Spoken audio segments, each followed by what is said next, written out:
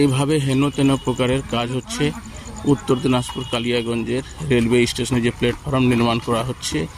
1 নম্বর second head ইট, 2য় নম্বর হচ্ছে ধুরমুস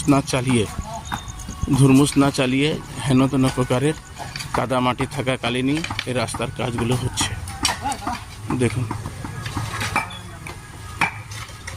ভাঙাচোরা ইট দিয়ে মূলত কাজ চলছে। সেকেন্ড হ্যান্ড ইট দিয়ে, ইটের মাধ্যমে মূলত কাজ চলছে।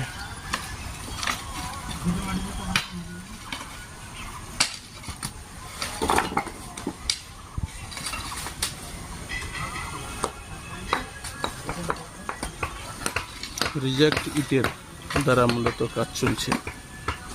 যে ইটগুলো রিজেক্ট করা হয়েছে, এই ইটের দেওয়াল ছিল, সে দেওয়ালটা ভেঙে দিয়ে নতুন করে হয়েছিল। একেবারে সিজুল ছাড়া কাজ চলছে।